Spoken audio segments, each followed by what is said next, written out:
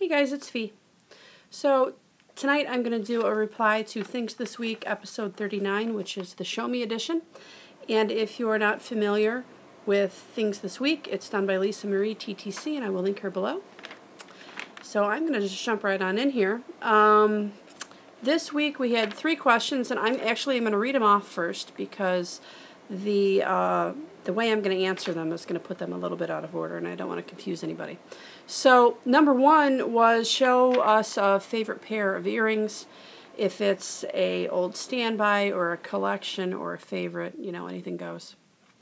Number 2 was show us something in your house that reminds you of your childhood, something nostalgic. And number 3 was show us something on your wall that you love. So, as it turns out, I have numerous things that I could show for the nostalgic question. My life has actually come full circle, and the house that I grew up in and then moved out of, I am now back into because I own it. So technically, my whole house is nostalgic for me, nostalgic of my childhood. But I happen to have 2 things that relate really well to the other 2 questions.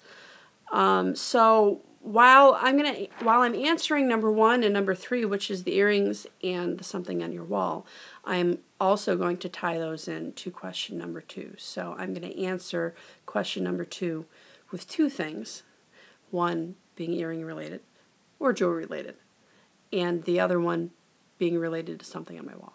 So I'm going to jump right on into this. Number 1, favorite earrings. It really would be really difficult for me to just pick one. I have a collection. I have a small jewelry problem, among other things. But I definitely have an old standby.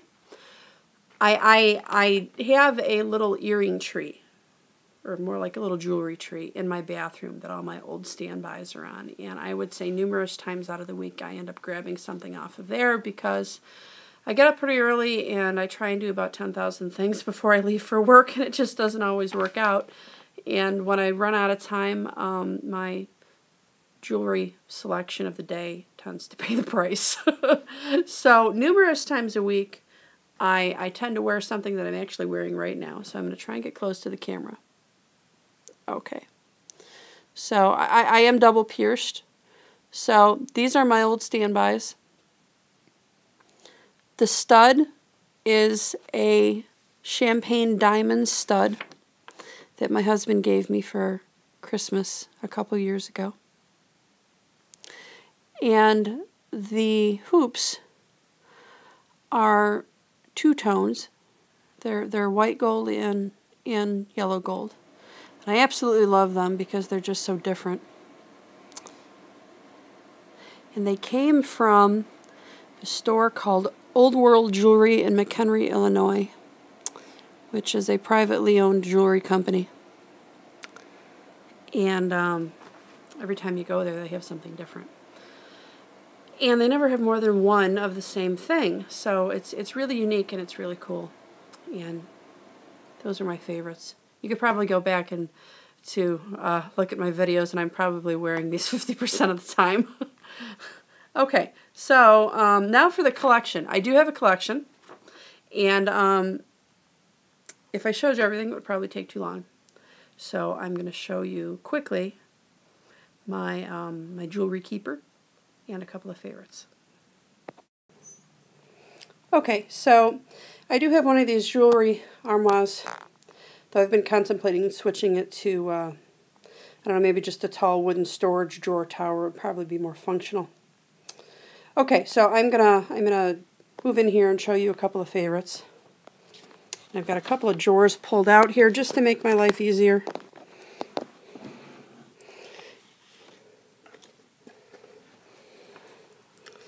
This one is one of my favorites. They're just purple dangly earrings. I do tend to go towards the dangly ones, though my ears don't like heavy, so it's often a bit of a chore to find something to fit both of those criteria. My mother-in-law actually gave me these for my birthday one year because she knows I like purple.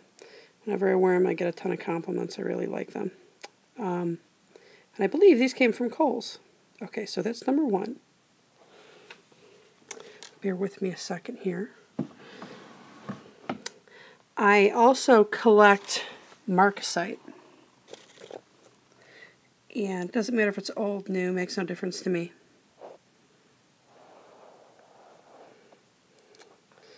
These are a pair of marcasite loops. Kind of look simple from the front, but they got a little extra going on the side.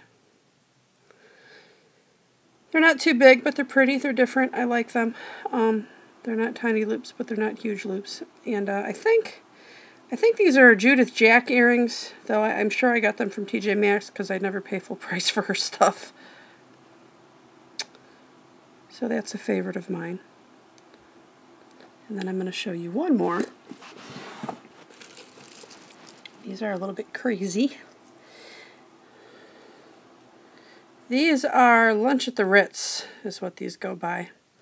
They're a bit heavier, but they're clips. All of the Lunch at the Ritz earrings are clips, so that makes them a little bit easier to tolerate the weight. I love Lunch at the Ritz because these are so unique looking. These were also given to me as a gift. All of my favorites tend to be stuff that's given to me. And I don't know, that makes the heaviness of them more tolerable just because they're so unique looking. And I only wear them on occasion, quite literally. These particular ones I only wear on Valentine's Day. Okay, so those are the 3 things. And if I go to the top of this, you'll notice I have a really old looking smaller jewelry box on top.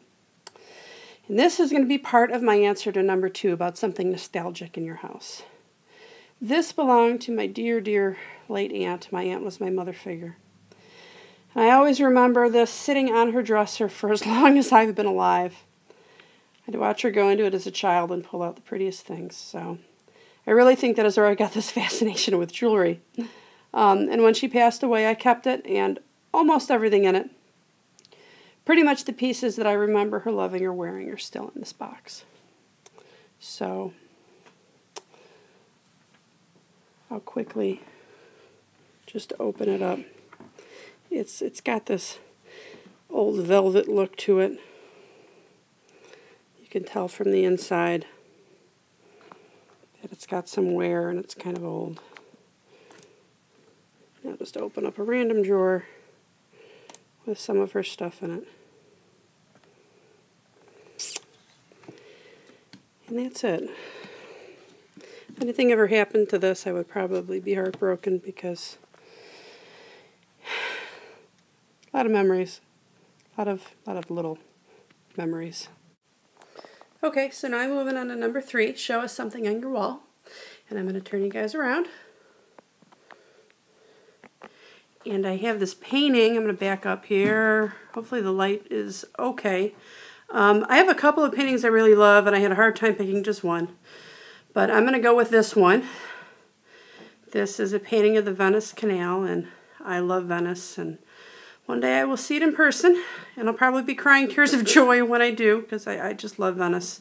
I actually bought this at a quasi-art auction on a Disney cruise.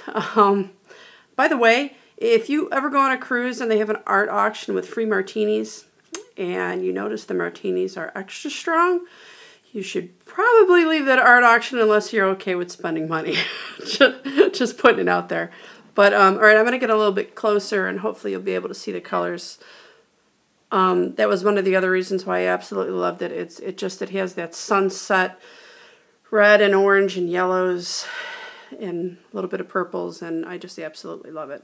So that is my favorite piece of art or decor on my wall.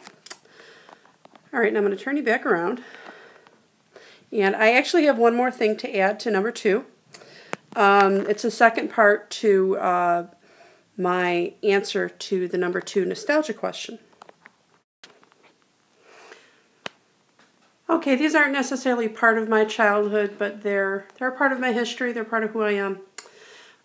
When my father passed away nearly a decade ago, I found this hanging in his apartment. And no one even knew he had it. And I think it's because he had it hanging in a very obscure place in a hallway. Pardon the glare here. We got a big window on the other side of this room. There, maybe that's a little bit better. This is the original frame, the original glass and everything. This is my grandparents who were married in 1926. So when my father passed away, I took this out of his apartment and made sure that it was displayed somewhere nice. And a number of years later, I'm going to move over here, my aunt, and that would be my my father's sister, so that type of aunt.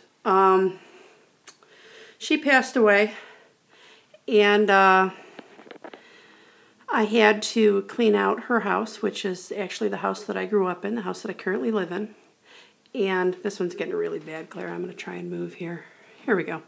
All right, this was found in her attic in the bottom of a really old, huge, old-fashioned trunk. It kind of looked like one of those big black steampunk trunks, I would call it.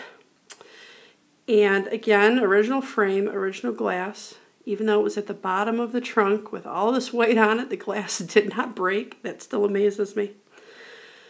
And I didn't even know this one existed. Probably everyone who remembered it probably is no longer of this world. So I found it at the bottom of that trunk. And you notice the frame is exactly the same.